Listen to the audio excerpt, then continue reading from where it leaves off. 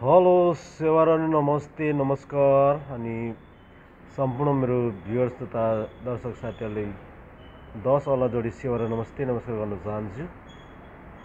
र आज पनि मैले एउटा छोटो रिभ्यू भिडियो लिएर उपस्थित भइसकेका छु हजुरको माझमा र रिभ्यू भिडियो चाहिँ रहेको छ हाम्रो भुन्टी सिरियलको भाग 286 म केही समय पछाडि प्रस्तुत गर्नेछु। छोटकरीमा 2-4 लाइनको रिभ्यू तपाईहरुको माझमा वाचन गरेर सुनाउनेछु, तपाईहरुले सुन्दै गर्नुहोला है त। र यस हाम्रो जति पनि हाम्रो साथीहरु हुनुहुन्छ तपाई साथीहरु सबैजनालाई फेरि पनि छड्के सलाम छ र 10 औँला जोडी नमस्कार सेवारो सेवा स्यामुना अनि लासो झोरले फेफुल्ला टसिदेले भन्न चाहन्छु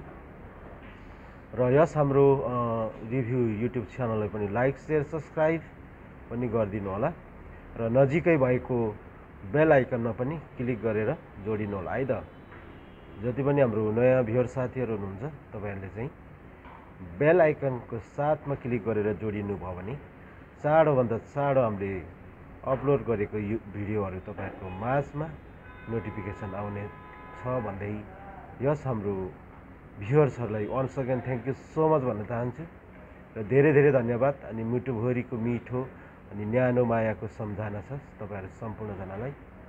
अनि जति पनि हाम्रो भ्युअर्सहरुले साथ सपोर्ट गरिराख्नु भएको छ तपाईहरु सबैजनालाई फेरि पनि धेरै धेरै धन्यवाद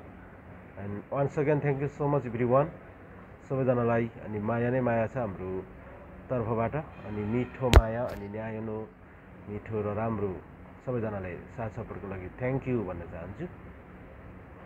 र आज चाहिँ अब ढिलो नगरी म 2-4 लाइनको रिभ्यू भिडियो प्रस्तुत गर्न गइरहेको छु तपाईहरुले सुनेर साथ दिनु होला र अचानक हाम्रो भूपेन्द्र र भूमिका र हाम्रो 2 जना र भुन्टी 3 जनाको म रिभ्यू प्रस्तुत गर्नेछु शोर्टकरीमा र अचानक हाम्रो भूमिकाको बिहे हुने भयो र हाम्रो भूमिका चाहिँ हाम्रो अस्ट्रेलियन बोयफ्रेन्डसँग लभ परेको बेला अचानक फोन कल आइपुग्दाखेरि एकदमै खुसी थिइन् र भूमिकाको आफ्नो बोयफ्रेन्ड चाहिँ अस्ट्रेलिया काम गरिराखेका छन् र अस्ट्रेलियाबाट भूमिकालाई फोन आउँदाखेरि एकदमै खुसीका साथ हर्षका साथ भूमिका खुसी भएका छिन् र भूमिकाको बिहे हुने भएको फिक्स बोयफ्रेन्डले गरेपछि चाहिँ भूमिकाले एकदमै खुसी हुँदै आफ्नो आमालाई गुहारी राखेका थिए किनकि आफ्नो आमाले आफ्नो दाइ र भूपेन्द्र दाइलाई 2 जनालाई फकाएर आफ्नो छोरी भूमिकाको बिहे गर्नका लागि एकदमै आतुर परिराखेकी थिइन् भूमिकाकी आमा बालकुमारी र बालकुमारीले पनि चाहेकी थिइन् आफ्नो छोरी अस्ट्रेलियन भएका केटासँग बिहे गर्नु पाए एकदमै राम्रो हुन्थ्यो भन्ने सोचाइ गरेका थिइन् हाम्रो भूपेन्द्रको आमा बालकुमारी र अचानक हाम्रो अस्ट्रेलियन सोल्टीले फोन गरेपछि चाहिँ भूमिका एकदम खुसी र हर्षका साथ आफ्नो आमालाई गुहारी राखेका थिइन् आफ्नो आमाले चाहिँ आफ्नो छोरीको लागि एकदमै चाँडो भन्दा चाँडो केटो माग्नु आए हुन्थ्यो भन्ने चाहनामा थिइन् तर नभन्दै एक्कासी हाम्रो अस्ट्रेलिया काम गर्ने भूमिकाको बोयफ्रेन्डले भूमिकालाई चाँडो भन्दा चाँडो हामी 2 जनाको बिहे गरिदिनु पर्यो भन्ने फोन कल आएपछि एकदमै खुसी थिइन् र एकदमै हाम्रो भूमिकाले खुसी हुँदै आफ्नो आमाको सामु गएर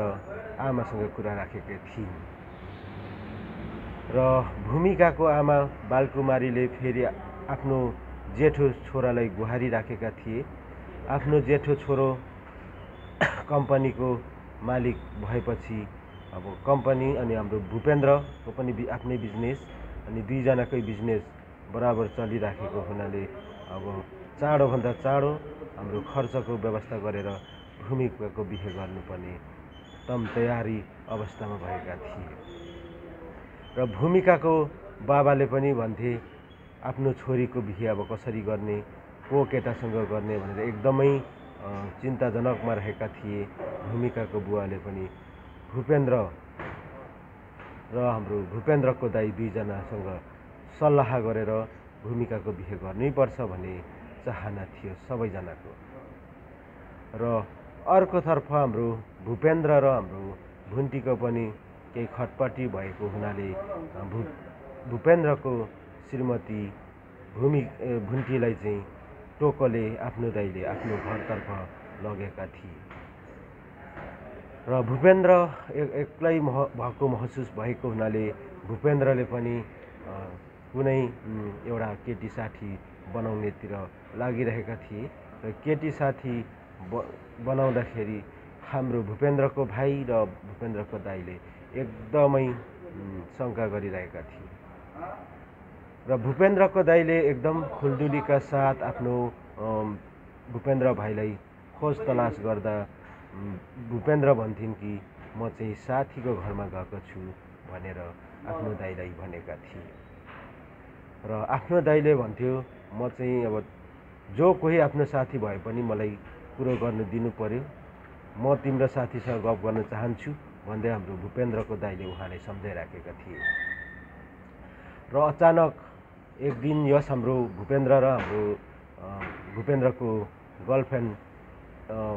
मार्केटतिर या कतातिर घुमिराखेको बेला भूपेन्द्रको दाइले कल गरिराखेका थिए आफ्नो भाइ भूपेन्द्रलाई र भूपेन्द्रले आफ्नो दाइलाई फोनमा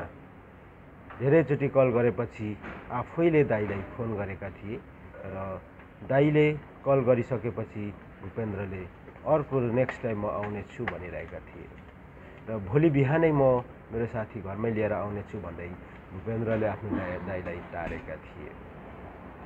र यसरी नै फोन काट्ने बित्तिकै भूपेन्द्रको दाइले भन्यो कहाँ छौ एक्ज्याक्ट लोकेसन देऊ भनेर फेरि आपत्तिजनक देखाए र यसो गर्दै हाम्रो जति पनि हाम्रो भूपेन्द्र भुन्टी अनि हाम्रो भूपेन्द्रको बाबा भूपेन्द्रको दाइ सबैजनाको परिवारमा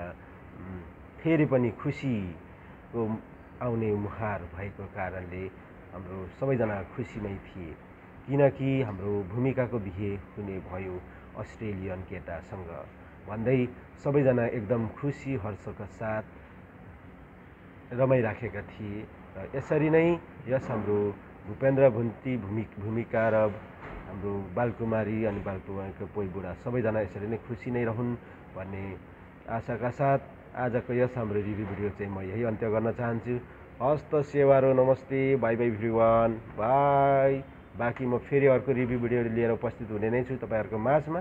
तबसम्मको लागि म बिदा हुन चाहन्छु। हस्त सेवारो नमस्ते, बाई बाई।